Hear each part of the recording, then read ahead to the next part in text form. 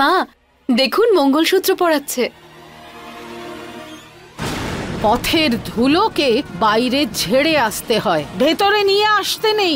নতুন বউকে কেউ এইভাবে বরণ করে? খবরদার, এই মেয়েটা আমার বৌমা নয়। মিছরি আমার স্ত্রী, আর একজন স্ত্রীর জায়গা তার স্বামীর বাড়িতে। এটা আমার বাড়ি, আর এই মেয়েটা এই বাড়িতে একটা পাও ফেলতে পারবে না।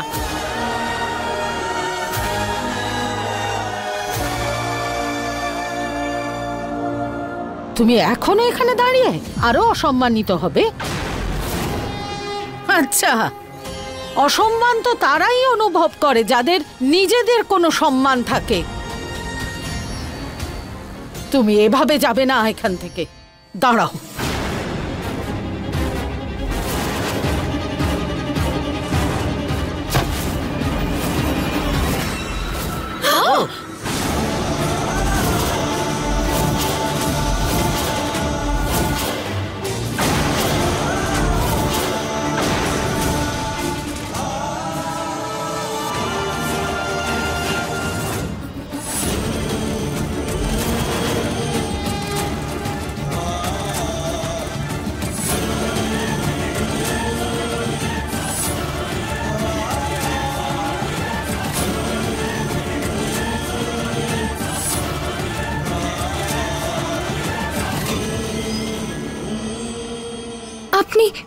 আপনি ঠিক আছেন তো দিদা?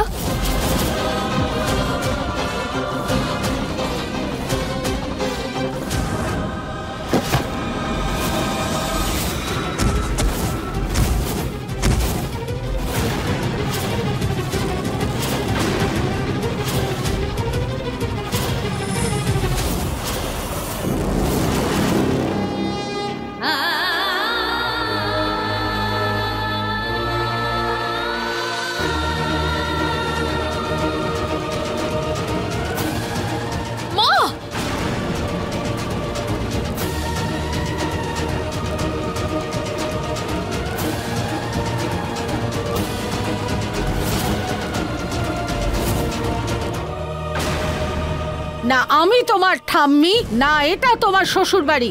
দূর হও এখান থেকে।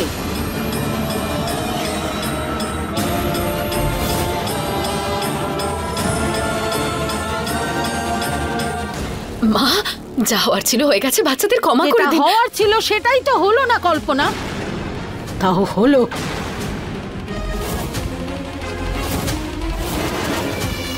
আর তার জন্য দায়ী এই মেয়েটা। এই মেয়েটা বাড়িতে পা ফেলবে না। মা কিন্তু আমার কথাটা একটু শুনুন। যখন সব সীমা পেরিয়ে যায় তখন অন্নপূর্ণা অবস্থায় কিছু শোনে না, সিদ্ধান্ত নেয়। আর আজ এই মেয়েটা সব সীমা পেরিয়ে গেছে, তাই আমি এক সিদ্ধান্ত নিয়েছি। অর্জুন আজও এই বাড়ির ছেলে, সেই জন্য ওই বাড়িতে থাকতে পারে, কিন্তু এই মেয়েটা না আজ এই বাড়ির বৌমা, না কোনোদিন হবে।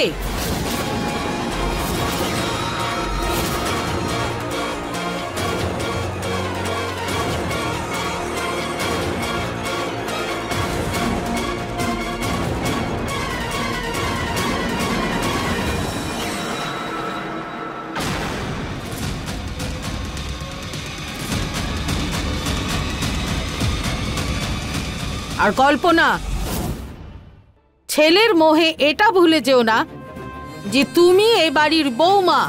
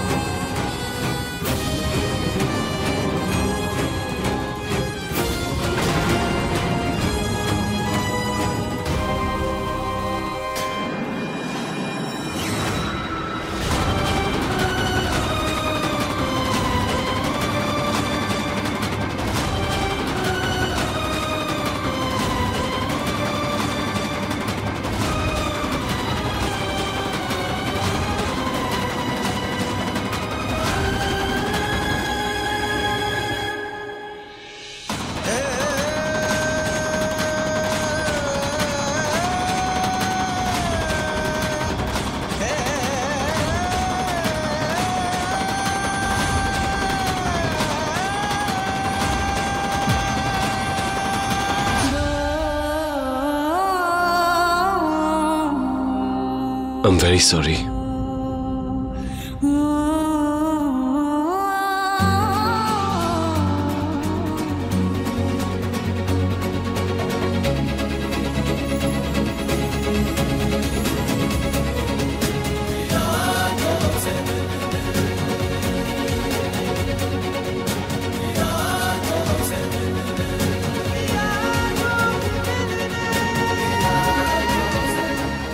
আমি আমার পরিবারকে চিনি, আস্তে আস্তে ওরা এই সম্পর্কটা মেনে নেবে। Trust me. ভেতরে এসো।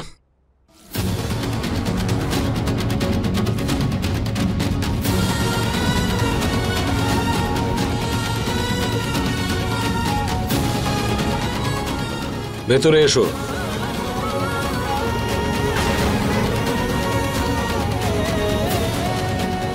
তোমার প্রবলেমটা কি? হ্যাঁ,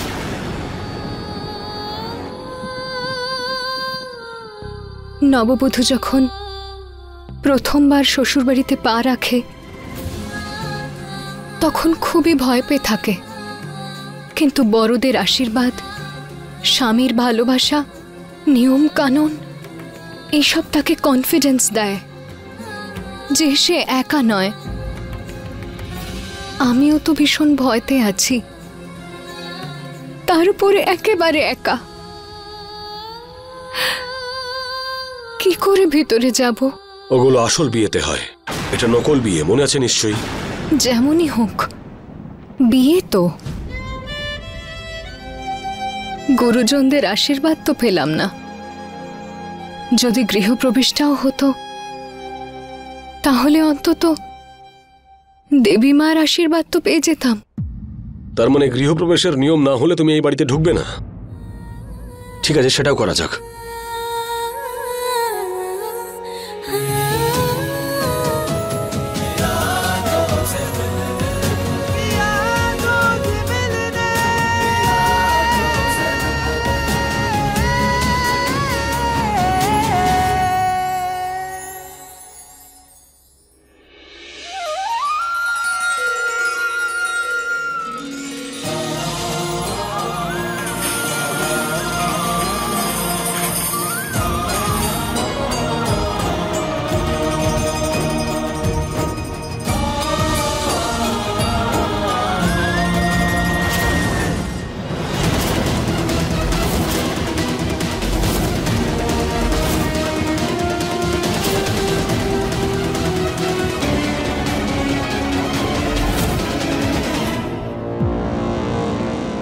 অনুষ্ঠানের পর নিয়ম পালন করা হয়, ধ্বংসের পরে নয়। নিয়ম পালন না করে ও এই বাড়িতে ঢুকবে না। অর্জুন, এটা আমার মায়ের সিদ্ধান্ত যে এই মেয়েটা এই বাড়িতে পা রাখবে না। আর এটা আমার সিদ্ধান্ত যে ও এখানেই থাকবে।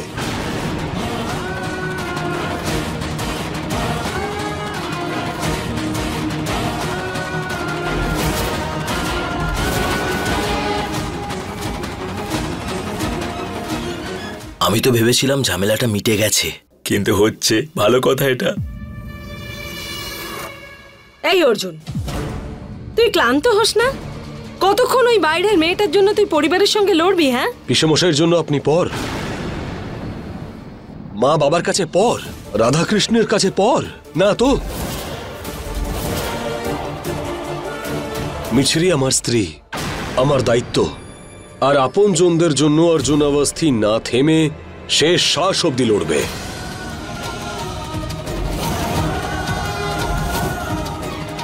আমরা যেখানেই থাকবো একসঙ্গে থাকবো, এ বাড়িতে না হোক তাহলে অন্য কোথাও। অর্জুন, মেয়েটাকে যদি বাড়িতে না রাখা হয় তুই বাড়ি ছেড়ে চলে যাবি নাকি? যদি মিছরি এই বাড়িতে না থাকতে পারে তাহলে আমিও এই মুহূর্তে এই বাড়ি ছেড়ে চলে যাব। এবার বলো কি চাও তোমরা? মা, অর্জুন খুব রেগে গেছে মা, রাগ করে সত্যি সত্যি না চলে যায়। কিছু কিছু একটা বলুন মা, কিছু বলুন না মা। মা, মা কিছু বলুন না।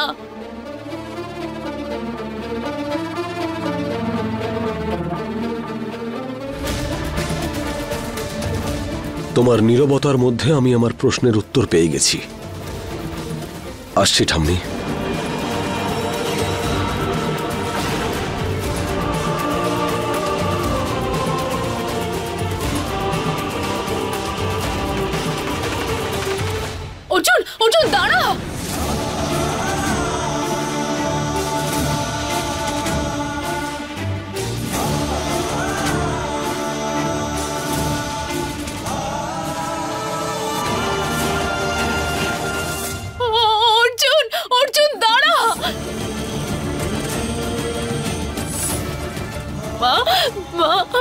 আমার ছেলে চলে যাচ্ছে, ওকে আটকান না মা। মা আপনার অর্জুন চলে যাচ্ছে, আমার ছেলে চলে যাচ্ছে, ওকে আটকান না মা।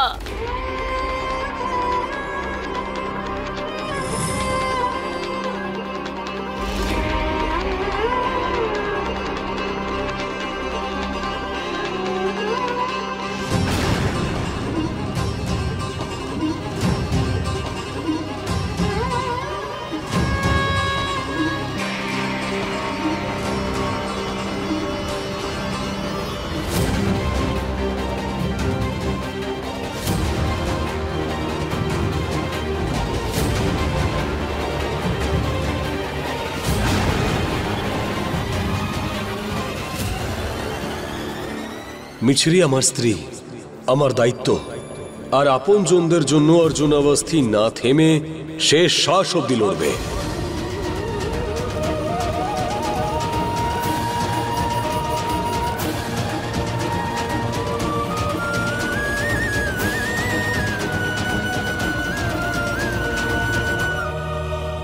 মা, মা আপনার অর্জুন।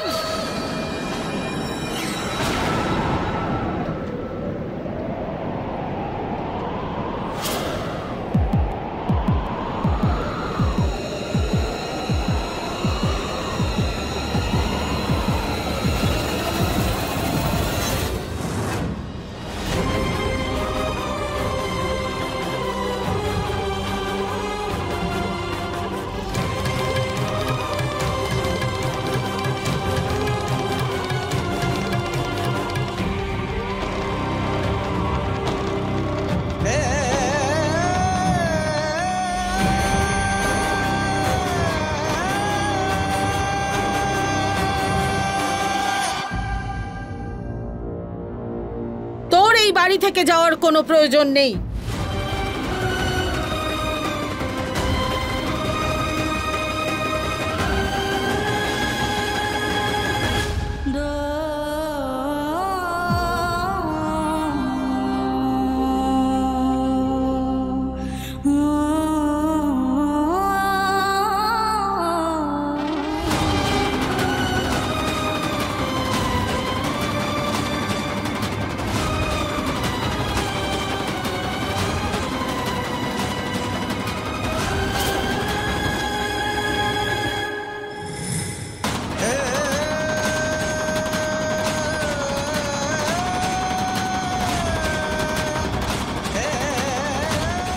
কিন্তু মা, ছেড়ে দে প্রতাপ।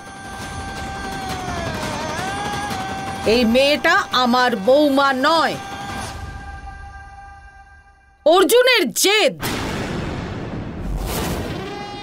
আর জেদ যতই পোক্ত হোক, কোনো না কোনো দিন সঙ্গ অবশ্যই ছাড়ে। করতে দে ওকে যা করতে চায়। এই মেয়েটা হয়তো এই বাড়িতে কয়েকদিন থাকবে, কিন্তু আমাদের মনে কোনোদিন স্থান নিতে পারবে না।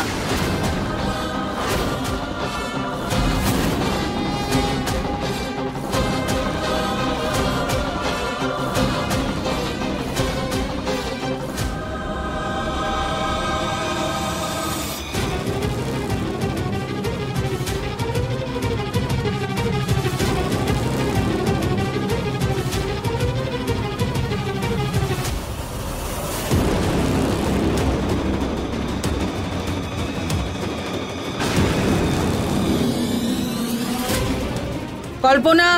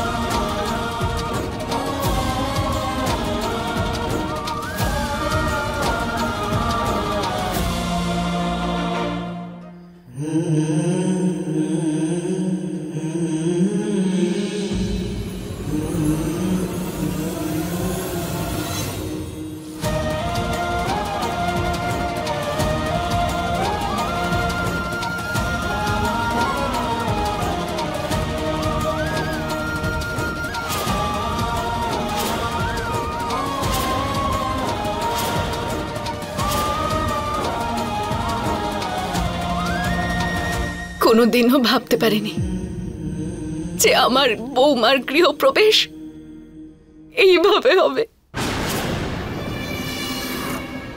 এই মেয়েটা এই বাড়ির বউ নয় কল্পনা।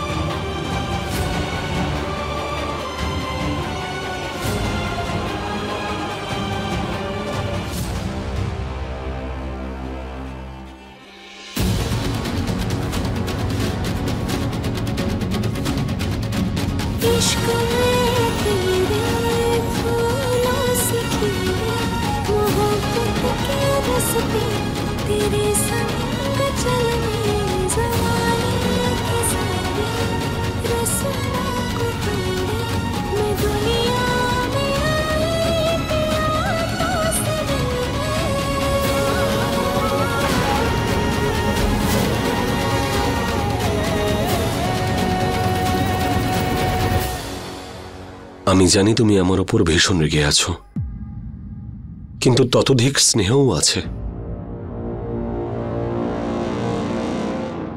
ঠাম্মি, আমার স্নেহের মধ্যে থেকে অল্প একটু অংশ তুমি মিছরিকে আশীর্বাদ স্বরূপ দিয়ে দাও প্লিজ।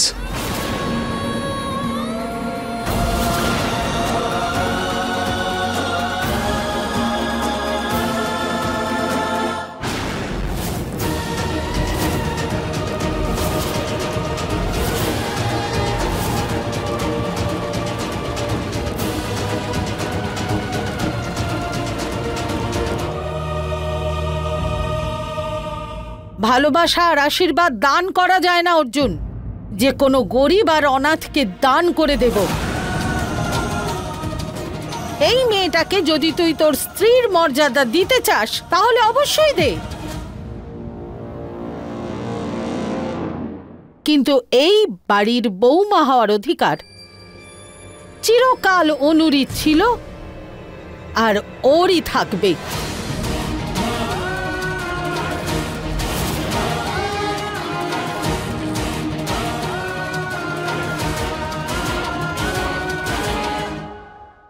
ঠিক আছে ঠাম্মি, যেমনটা তুমি চাও।